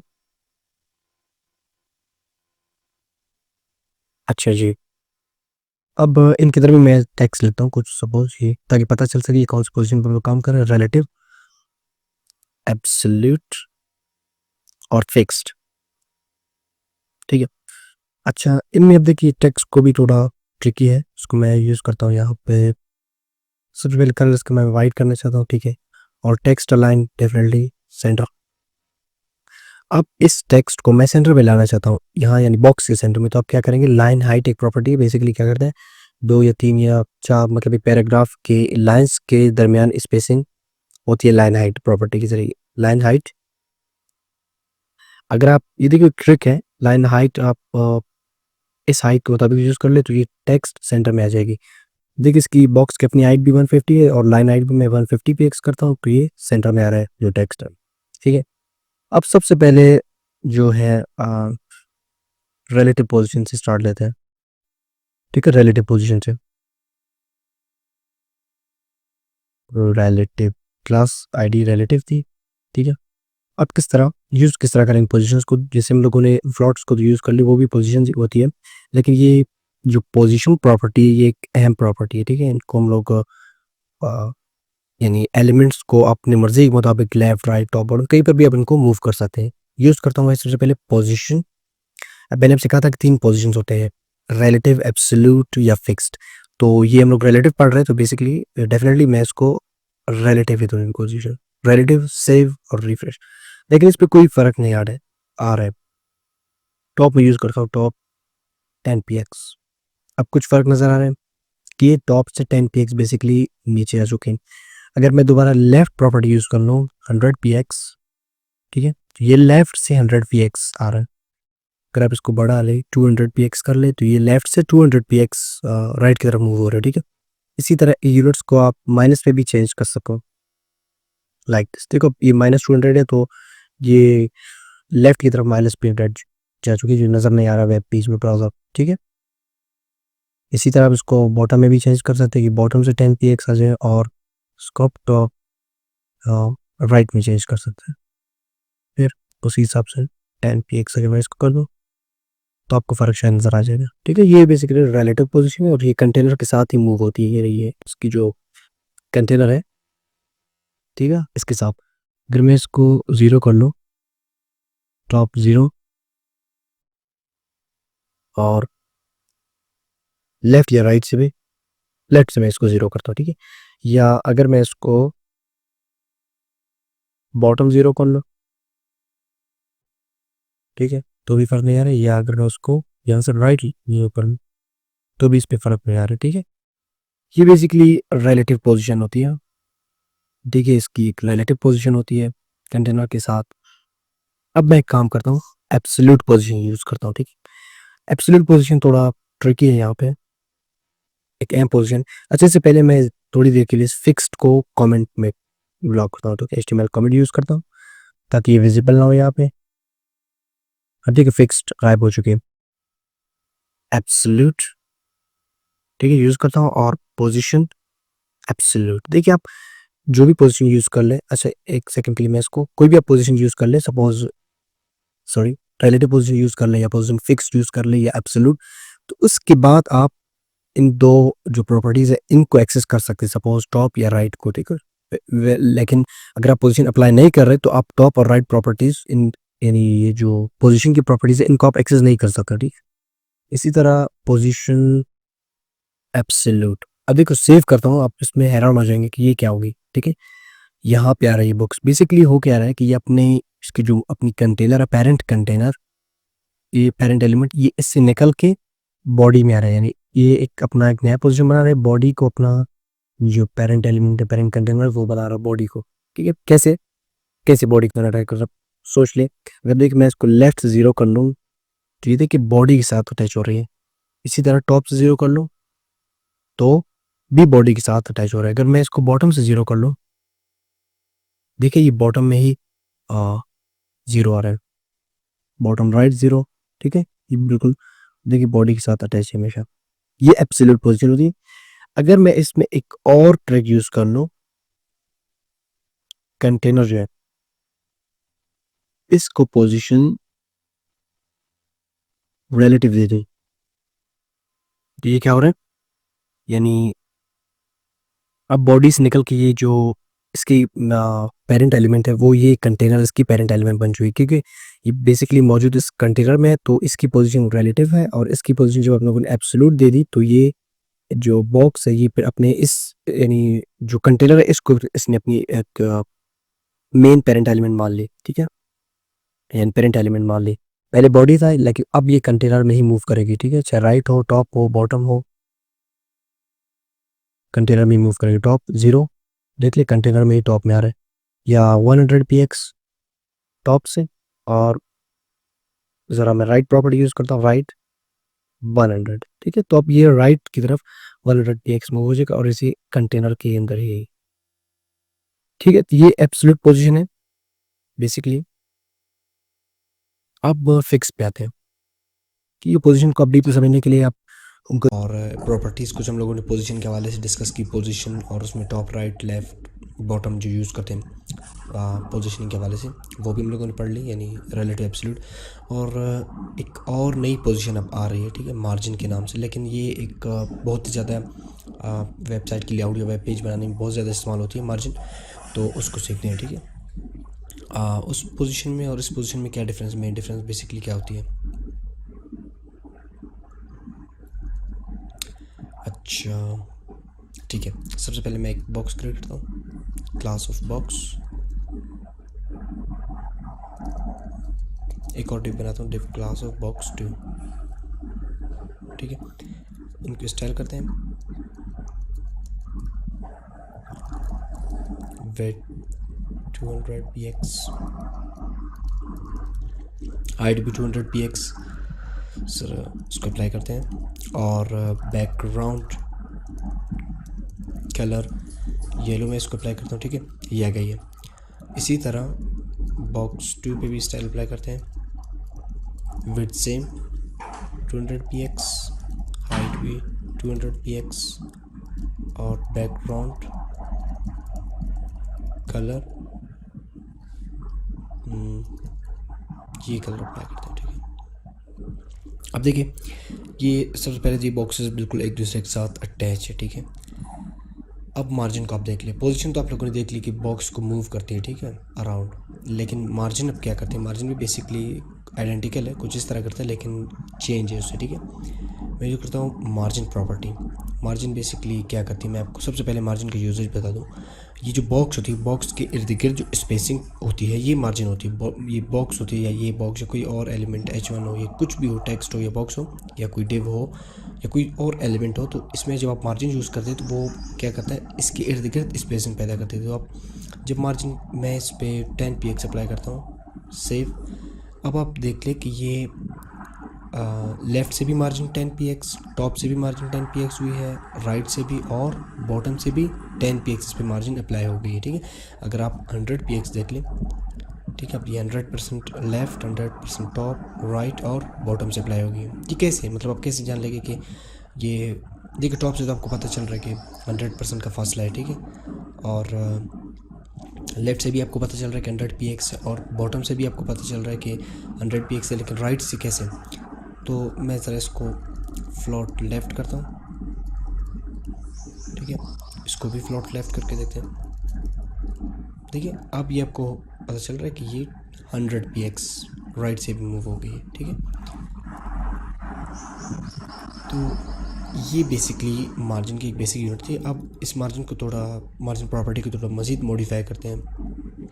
अच्छा, 100 px और 50 px मैं इस बार यूज़ करता हूँ। देखिए दो वैल्यूज़ यूज़ कर ली मैंने। अब ये क्या होती है बेसिकली, 100 px और 50 px, तो 100 px टॉप से और 100 px बॉटम से, 50 px लेफ़्ट से और 50 px राइट से बेसिकली। तो ये दो वैल्यूज़ यही काम करते हैं, ठीक है, टॉप टू बॉटम और राइट टू लेफ़्ट या लेफ़्ट टू राइट काम करते हैं। इसके बाद इसमें आप 4 वैल्यूज़ भी यूज़ कर सकते हैं, ठीक है। देखिए मैंने, अब ये फिर क्लॉकवाइज होगी, टॉप से देखिए, अब फिलहाल 0 है ना, 100 px टॉप से, 50 px राइट से, फिर 50 या फिर 30 px बॉटम से और 10 px लेफ़्ट से, सेव। ये देखिए 100 px टॉप से, 50 px राइट से, क्लॉकवाइज चल रहा है, और 30 px बॉटम से और 10 px लेफ़्ट से। अगर मैं इसको मज़ीद 50 px कर दूँ, देखिए बॉटम से, या 100 px कर दूँ तो ये बॉटम में मज़ीद इजाफा हो रहा है, ठीक है।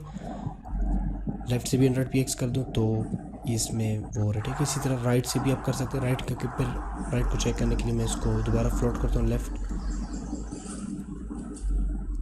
इसको भी ज़रा फ्लोट लेफ़्ट करते हैं। अब देखिए ये राइट से 50 px आपको नज़र आ रहा होगा। अगर मैं इसको बढ़ा दूँ, 100 px कर दूँ, तो आप देख रहे हैं कि इफ़ेक्ट राइट साइड से इसमें बढ़ रहा है, ठीक है। तो ये मार्जिन होगी बेसिकली। आई होप आपने मार्जिन को समझ ली, बहुत ईजी है। अब मार्जिन को यूज़ करने की एक और भी टेक्निक है कि और भी प्रॉपर्टीज़ के साथ आप मार्जिन की और भी प्रॉपर्टीज़ हैं जो आप यूज़ कर सकते हैं, ठीक है। मार्जिन डैश लेफ़्ट से आप मार्जिन चाहते हैं 100 px, सेव, ठीक है, सिर्फ लेफ़्ट से ही मार्जिन हो रहा है, ठीक है। इसी तरह अगर आप राइट से चाहते हैं तो फिर आपको इनको फ्लोट करने होंगे, फ्लोट लेफ़्ट, इस बॉक्स को भी आपने फ्लोट करना लेफ़्ट में ताकि मार्जिन का पता लगा जा सके, ठीक है। लेफ़्ट से तो देखिए 100px काम कर रहा है, ठीक है। अगर मैं इस चीज़ को टॉप से कर लूँ, मार्जिन टॉप 100px, तो टॉप से भी काम, टॉप में भी मतलब मार्जिन पैदा हो रहा है इसमें। अगर मैं इसको बॉटम कर लूँ, बॉटम में इफेक्ट नज़र नहीं आएगी, वो इसको जब हम फ्लोट ख़त्म कर देंगे तब, ठीक है। अच्छा ज़रा मैं इसको मार्जिन राइट यूज़ करता हूँ 100px, ठीक है। लेकिन आप एट ए टाइम इस तरह भी कर सकते हैं कि मार्जिन टॉप 100px टॉप से भी हो और राइट से भी हो। फिर आप ये भी कर सकते हैं कि मार्जिन लेफ़्ट 100px, ठीक है। अब मार्जिन बॉटम भी आप यूज़ कर सकते हैं 100px, लेकिन बॉटम का इफेक्ट आपको नज़र नहीं आ रहा है। फ्लोटिंग ख़त्म कर लें, सेव। अब देखिए टॉप, लेफ़्ट, राइट और बॉटम से इफ़ेक्ट आ गई है इस पर, यानी मार्जिन 100px इस पर अप्लाई हो रही है, ठीक है। तो ये बेसिकली मार्जिन प्रॉपर्टी है, यानी इसको हम लोगों ने मुख्तलिफ़ तरीक़ों से इस्तेमाल करना सीखा। एक अहम प्रॉपर्टी है ये, लेआउट जब हम बनाएंगे इसको बहुत ज़्यादा यूज़ करेंगे, ठीक है। मार्जिन बहुत ज़्यादा यूज़ होती है और एक बहुत इंटरेस्टिंग प्रॉपर्टी है जब आप इस पर काम करते हैं, ठीक है। इसके अलावा इसी की तरह बिल्कुल सेम टू सेम एक और प्रॉपर्टी है पैडिंग के नाम से, लेकिन दोनों का काम ऑलमोस्ट सेम है, लेकिन कुछ डिफरेंस है इनमें, ठीक है। यानी ये जो बॉक्स होती है इसके बाहर काम करता है। लेकिन बात करते हैं बॉर्डर्स बेसिकली क्या होती है।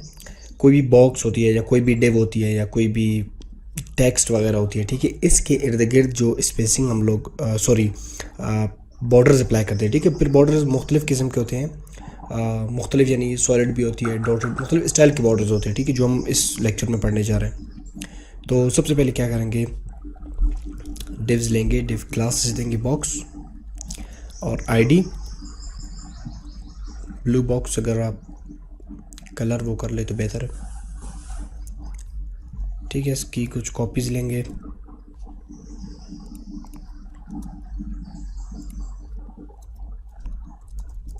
अब ये जो क्लास हम लोग ने डिव लिया है बॉक्स, इसको थोड़ा स्टाइल करते हैं। सपोज़ क्योंकि बॉर्डर को समझने के लिए हमें इनको मुख्तलिफ स्टाइल करने होंगे, जैसे कि कलर ब्लू है तो इसको येलो कर लें और इसको रेड कलर कर लें, ठीक है। आईडी, फिर इनको हम लोग स्टाइल करने जा रहे हैं। अच्छा जी, विड्थ 150px और हाइट भी 150px, ठीक है। फ़िलहाल ये रहने दे। और अब ब्लू को स्टाइल करते ज़रा, सिर्फ क्या करना है, बैकग्राउंड कलर ब्लू, ठीक है, ये भी काम कर रहे हैं, ग्रेट। इसके बाद येलो को देखते हैं, बैकग्राउंड कलर येलो, गुड। अब रेड को देखते हैं, बैकग्राउंड कलर रेड, ठीक है। ये तो बॉक्सेस काम कर रहे हैं। अब इन बॉक्सेस पे ज़रा मार्जिन अप्लाई करते हैं, मार्जिन 10px, ठीक है, और फ्लोटिंग अप्लाई करते हैं पे फ्लोट लेफ़्ट, ठीक है। फ्लोट हम लोगों ने लेफ़्ट इसलिए इस्तेमाल की ताकि ये इन लाइन एक ही लाइन में आ जाए, और इन पे हम लोग अब बॉर्डर प्रॉपर्टीज़ को यूज़ करते हैं। अच्छा जी, बॉर्डर कैसे इस्तेमाल करते हैं। सबसे पहले बॉर्डर की अपनी एक प्रॉपर्टी है बॉर्डर के नाम से, और इसको आपने वैल्यू देनी होती है, ठीक है। 3 वैल्यू होते हैं इसके बेसिकली। सबसे पहले इसका आपने साइज़ डिफाइन करना है कि इस बॉर्डर की साइज़ क्या है। सपोज़ 10px मैं इसकी साइज़ देना चाहता हूँ, ठीक है।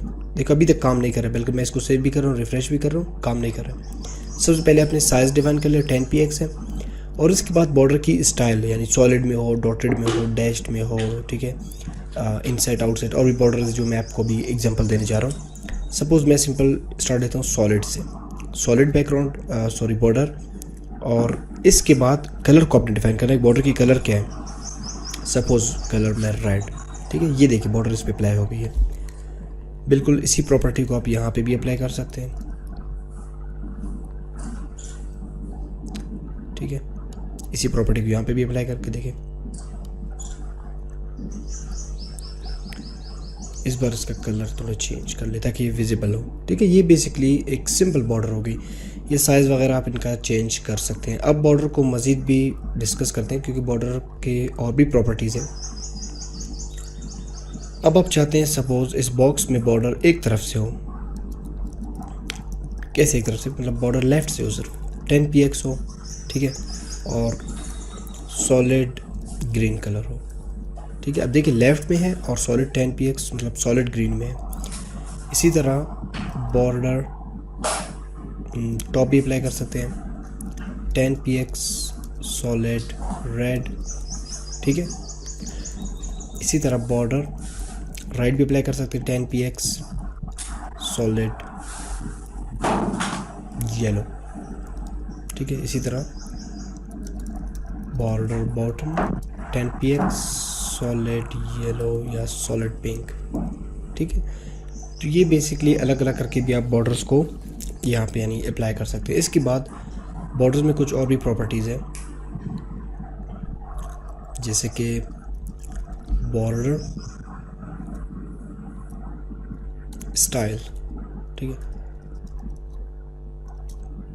क्या होनी चाहिए इसकी स्टाइल, ये जो बॉक्स है ना ब्लू, इसकी स्टाइल क्या होनी चाहिए। स्टाइल मैंने आपको बताया मुख्तलिफ स्टाइल है, जैसे कि टेक्स्ट एडिटर मुझे बता रहे हैं डैश्ड है, डॉटेड है, ठीक है। सपोज मैं डॉटेड को सिलेक्ट करता हूँ, लेकिन अब क्या हो रहा है बेसिकली इस बॉक्स पे dotted simple dotted borders apply हो गए, ठीक है। इसके बाद मैं चाहता हूँ कि बॉर्डर विड्थ, यानी इसकी विड्थ क्या होनी चाहिए, मैं चाहता हूँ 10px, ठीक है। साइज़ इसकी इंक्रीज़ होगी, बड़ी होगी।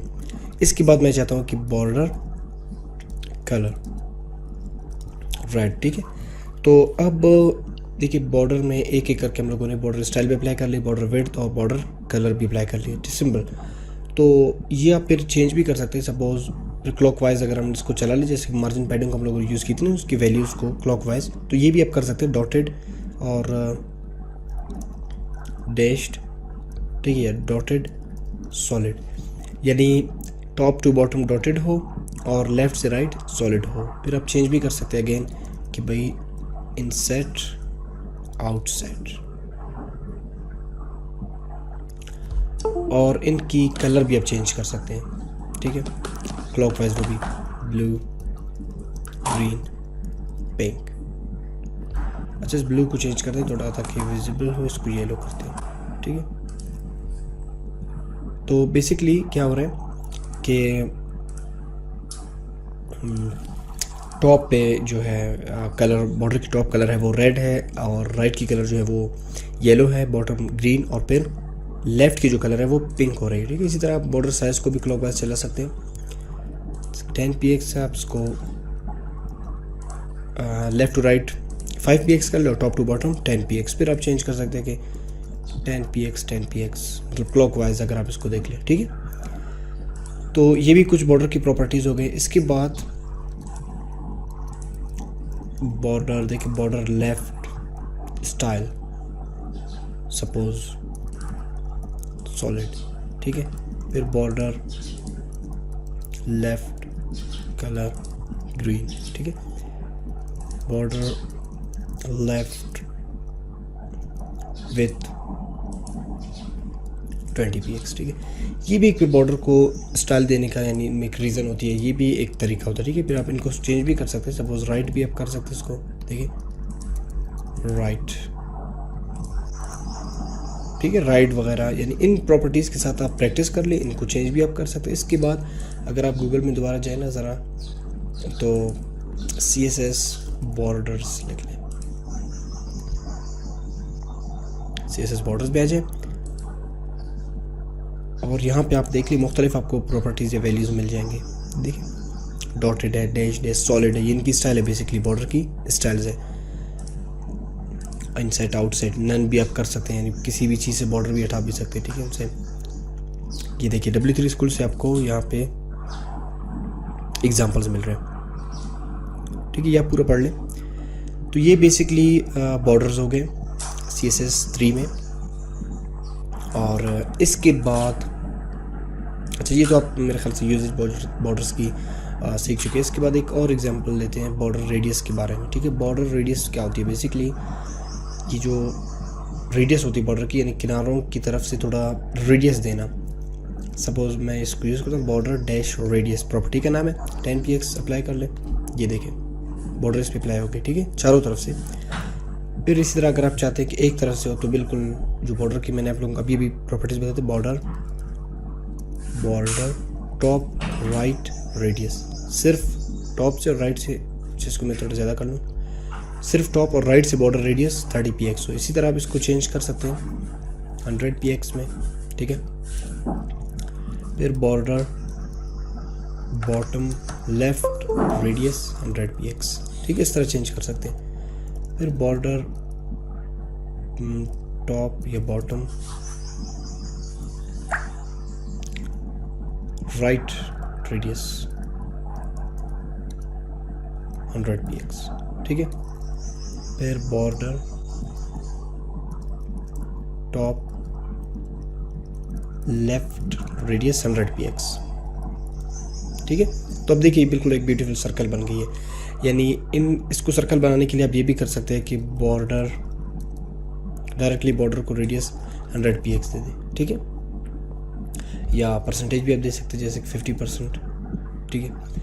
और अच्छा यहाँ पे अगर मैं इसकी विड्थ थोड़ा ज़्यादा कर लूँ 400 px, ठीक है, तो ये देखिए थोड़ा ये मतलब चेंज हो रहा है, एक बेजवी शक्ल में आ रहा है। लेकिन अगर आप इसको 100 px में कर लें तो ये कुछ इस तरह बन जाता है, ठीक है। अगर परसेंटेज में कर लें तो ये कुछ इस तरह बन जाता है, ठीक है। तो ये बेसिकली CSS3 में बॉर्डर्स थे, ठीक है, यूज़ करता है, ठीक है। बेसिकली फैमिलीज़ को यूज़ कर फ़ॉन्ट फैमिलीज़ को यूज़ करता है, ठीक है। बेसिकली तो जो फ़ॉन्ट की डिफ़ॉल्ट स्टाइल होती है मेरे ख़्याल से टाइम्स न्यू रोमन होती है, ठीक है। डिफ़ॉल्ट फ़ॉन्ट फैमिली जो होती है वो टाइम्स न्यू रोमन होती है। मुझे यहाँ पे लिखता हूँ दिस इज़ सम टेक्स्ट, ये देखिए टेक्स्ट तो आ चुके हैं, लेकिन इसमें जो अगर मैं इसको थोड़ा पेज को ज़ूम कर ले। अच्छा एक और बात मैं आपको बता दूँ मज़े की बात, कि आप किस तरह देखते हैं, मतलब किस तरह चेक करते हैं कि मेरा जो स्टाइल है वो कनेक्ट है, यानी ये काम कर रहा है या नहीं कर रहा है। तो वो मैं आपको एग्जांपल बता दूँ, आप कोई भी प्रॉपर्टी CSS यूज़ कर लें।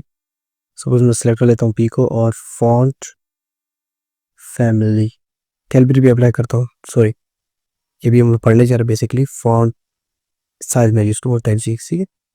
ये देखिए 20 पे ये 50 पे देखें। तो ये इससे मतलब ये है कि अब आपका जो स्टाइल शीट है यानी CSS है वो काम कर रहा है बेसिकली, ठीक है। ये आपको बताना है। अब CSS फ़ॉन्ट्स की तरफ, फ़ॉन्ट फैमिली की तरफ आते हैं कि जो मैंने आपसे कहा था कि फ़ॉन्ट की स्टाइल को किस तरह चेंज करते हैं, ठीक है। इसको मैं ज़रा ज़ूम करता है। अच्छा जी, उसके लिए आपको एक प्रॉपर्टी यूज़ करनी है font dash family. Font family के नाम से प्रॉपर्टी यूज़ करनी है। ये क्या करता है बेसिकली, जो फ़ॉन्ट होती है इसकी शक्ल को चेंज करती है। अब देखिए वैल्यू में जो मेरा टेक्स्ट स्टडीज़ है वो मुझे कुछ फ़ॉन्ट वैल्यूज़ अ, बता रहे, रिकमेंडेड कर रहे हैं, ठीक है। सपोज़ मैं ये यूज़ कर लूँ सेमीकोलन सेव रिफ्रेश, ठीक है। तो ये फ़ॉन्ट फैमिलीज़ की चेंज होगी। इस तरह कुछ और भी फ़ॉन्ट फैमिलीज़ जैसे कैलबरी है, ये ठीक है, वर्डेना है। तो कोई भी अगर फ़ॉन्ट फैमिली आपको याद है, आपके ज़हन में है, वो आप यहाँ पे ये वही फ़ॉन्ट्स है जो आपके सिस्टम में इंस्टॉल है, ठीक है। ये वही जो स्टैंडर्ड फ़ॉन्ट्स है जो सिस्टम इंस्टॉल है, ये उन्हीं को ही रीड करते हैं। और इसके अलावा अगर आप देखिए मैं आपको एग्जांपल बता दूँ फ़ॉन्ट्स की। फ़ॉन्ट्स बेसिकली ये देखिए डिफरेंस होती है, एक सेरिफ फ़ॉन्ट होती है और एक sans सेरिफ होती है। सेरिफ फ़ॉन्ट्स को भी यहाँ पे देख सकते हैं, देखिए कुछ इस तरह की फ़ॉन्ट्स होती है जैसे कि एफ आप देख रहे हैं, ये आपको रेड सेरिफ्स भी बता रहा है कि सेरिफ में क्या है। देखिए इस फ़ॉन्ट को देखिए, ये sans सेरिफ है और दूसरी वाली ये जो है सेरिफ फ़ॉन्ट है। तो इनमें आप डिफरेंस खुद ही देख सकते हैं कि क्या डिफरेंस है इनमें, मेन मेन जो डिफरेंस है, ठीक है। तो इसके बाद मैं देखिए एक और लिंक ओपन किया वेब से फ़ॉन्ट्स के नाम से, ये भी डब्ल्यू स्कूल से ही आ रहा है। अच्छा जी, ये देखिए फ़ॉन्ट फैमिलीज़ है बेसिकली, देखो। अच्छा इसमें यहाँ पे एक और चीज़ है कि ये देखिए, उसको अगर कॉपी करके यहाँ पे पेस्ट करता हूँ, इसमें आप एक चीज़ देख लें कि जो वैल्यू है मतलब 1 3 मतलब 3 वैल्यूज़ एक साथ दी हुई। ये क्या है बेसिकली, ये है कि जो एक फ़ॉन्ट है, सबसे पहले पहला फ़ॉन्ट है टाइम्स न्यू रोमन, अगर ये काम नहीं कर रहा है तो ये टाइम्स फ़ॉन्ट पे जाता है, ठीक है। अगर टाइम्स भी काम नहीं करेगा मतलब ये है कि अगर मौजूद नहीं है आपके सिस्टम में तो ये दूसरे फ़ॉन्ट पे मूव करता है, अगर ये भी मौजूद नहीं है तो ये फिर तीसरे फ़ॉन्ट पे बेसिकली मूव करती है। तो ये फ़ॉन्ट जो फैमिली है इनकी वैल्यूज़ है, ठीक है। इसी तरह आप sans सेरिफ फ़ॉन्ट्स में भी कुछ फ़ॉन्ट्स है जहाँ पे ये है, यूज़ कर सकते हैं आप। और इसके अलावा गूगल पे अगर आप जाएँ नेट से बहुत ही बेहतरीन आपको फ़ॉन्ट्स मिल जाएँगे, ठीक है। वो आप डाउनलोड करके, इंस्टॉल करके और उनको यूज़ कर सकते हो। और इसके अलावा अगर आप ऑनलाइन फ़ॉन्ट्स लेना चाहो, ठीक है, मतलब गूगल में यहाँ पे एक वो है, गूगल की अपनी फ़ॉन्ट सर्विस है, गूगल फ़ॉन्ट्स पे आप जाएँ, ठीक है। ये फ़ॉन्ट्स बेसिकली ऑनलाइन है और गूगल पे ही होस्टेड है। ठीक है, इतने अच्छे-अच्छे फ़ॉन्ट्स आपको यहाँ पे मिलेंगे और इनको आप अपनी वेबसाइट में ऑनलाइन ही है, ठीक है। ये बेसिकली ऑनलाइन है और इनको आप यूज़ कर सकते हैं अपने वेबसाइट में। सपोज़ यहाँ पे मैं कोई फ़ॉन्ट देखता हूँ, देखिए मुख्तलिफ़ फ़ॉन्ट्स आपको मिलेंगे यहाँ पे।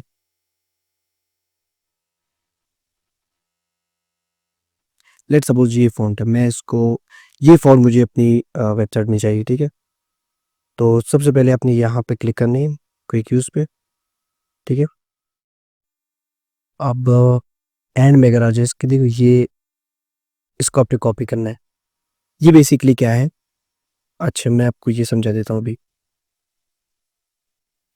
ये बेसिकली हम लोगों ने नहीं पढ़ा है, एक्सटर्नल सीएसएस होती है, ठीक है? सीएसएस की मैंने आपको बताया था कि 3 मेथड्स होती है, एक इनलाइन सीएसएस होती है, एक इंटरमीडिएट सीएसएस होती है और दूसरी एक्सटर्नल सीएसएस होती है। तो ये बेसिकली जो लिंक हम लोगों ने कॉपी कर ली, ये एक्सटर्नल सीएसएस है, ठीक है? लिंक एचरेफ है इसकी और रिलेटेड जो है स्टाइल शीट से है, ठीक है? तो ये बेसिकली एक्सटर्नल सीएसएस है और ऑनलाइन है इस वक़्त, ठीक है? ऑनलाइन सर्वर से उठा रहे हैं और आपको यहाँ पे रिज़ल्ट देगी।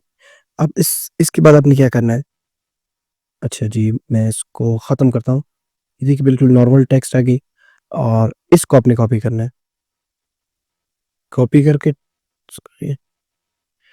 टेक्स्ट एडिटर में जो पी सिलेक्टर आपने लिया है, किसी भी टेक्स्ट में आप कोई आईडी या कोई क्लास आप ले रहे हो, उसमें भी आप यूज़ कर सकते हैं। लेकिन अब मैंने फ़िलहाल ये पी सिलेक्टर ली हुई है पैराग्राफ को, तो इस पे अप्लाई करने जा रहे हैं। देखिए ये इस पे अप्लाई हो गई है, ठीक है? तो ये फ़ॉन्ट्स को यूज़ करने का एक सिंपल तरीका था कि आप नेट से भी फ़ॉन्ट उठा सकते हो, जो सिस्टम में आपके इंस्टॉल है, आप डाउनलोड करके इंस्टॉल करके भी फ़ॉन्ट्स को यूज़ कर सकते हैं, ठीक है? और उनकी जो प्रॉपर्टी है वो क्या है, फ़ॉन्ट फैमिली है। और ये देखिए 2 वैल्यूज़ पर भी इसमें आ चुकी है कि अगर ये सपोज़ ना मिले, काम ना करे, नेट ना हो या कुछ और मसला हो, ये फाइल ना हो, तो ये फ़ॉन्ट आपने यूज़ करना है। देखिए मैं अगर इसको मिटा देता हूँ, सेव, देखिए ये फ़ॉन्ट डेफ़िनेटली आ रहा, जो मेरे ख़्याल से स्टैंडर्ड है सिस्टम जो इंस्टॉल है विंडो में, ठीक है? तो ये बेसिकली फ़ॉन्ट्स थी, तो आप इनको यूज़ कर लें। ऑनलाइन फ़ॉन्ट्स भी उठा सकते हैं, डाउनलोड भी कर सकते हैं, इंस्टॉल भी कर सकते हैं फ़ॉन्ट्स को, ठीक है? और इसको हेडिंग्स में या अपने पैराग्राफ्स कहीं पे भी यूज़ कर सकते हैं, ठीक है? तो और नेक्स्ट क्लास में टेक्स्ट स्टाइलिंग को डिस्कस करते हैं।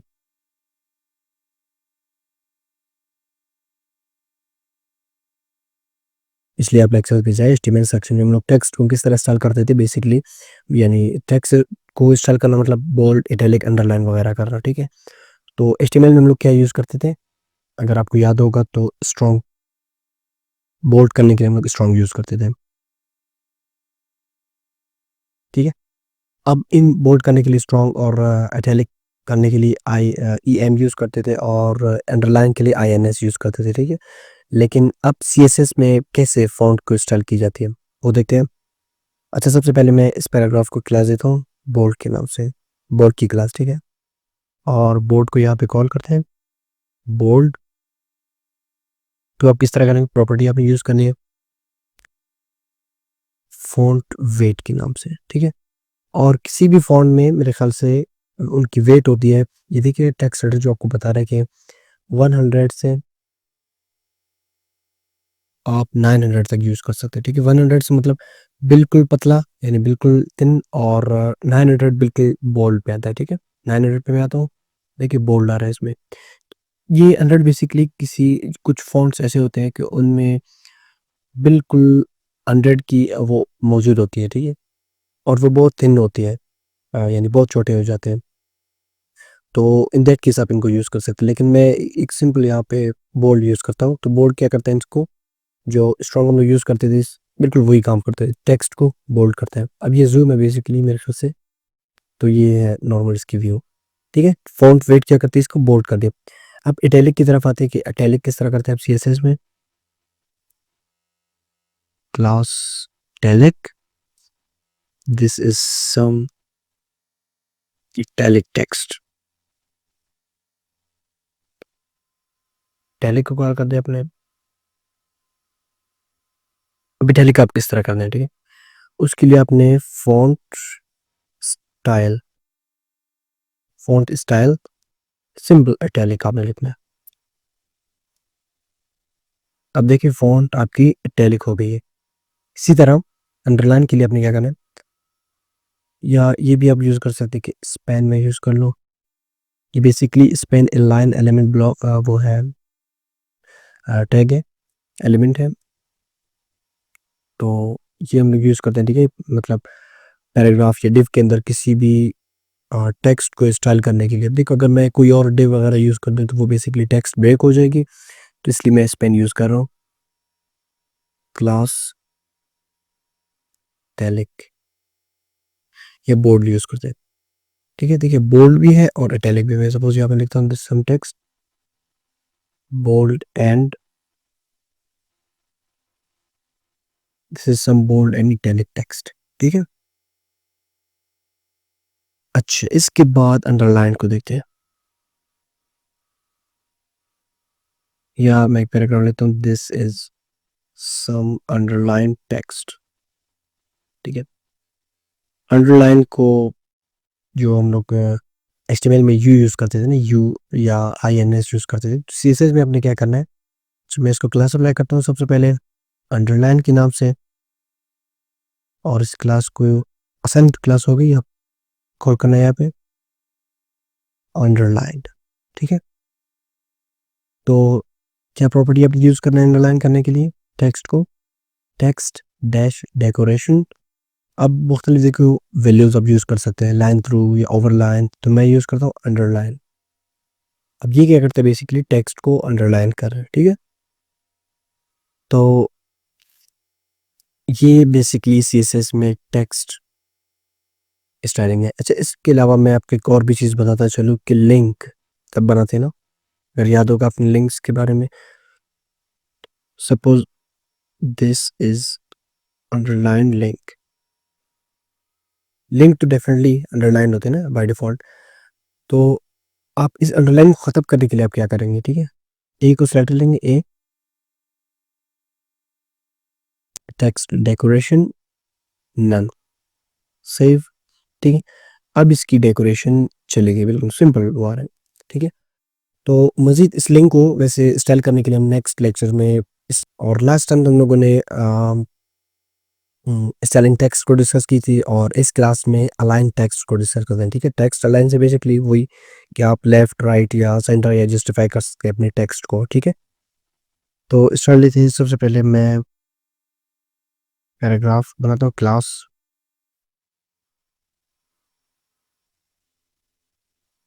राइट से नाम देता हूँ, ठीक है, ताकि इसे हम राइट अलाइन कर सकें। तो प्रॉपर्टी अब क्या यूज़ करेंगे यहाँ पे, text dash align, text dash align.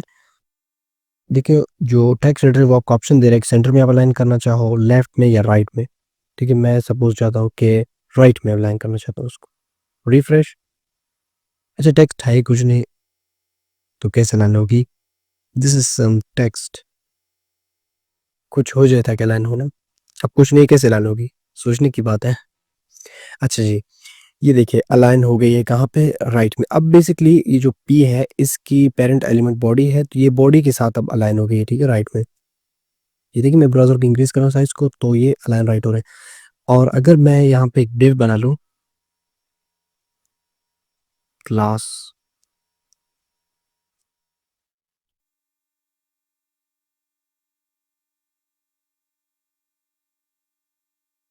Div class of section, और ये डिव यहाँ पे क्लोज, इसको थोड़ा स्टाइल करते हैं, वे 400 px height, 100 px background colour देते हैं इसको,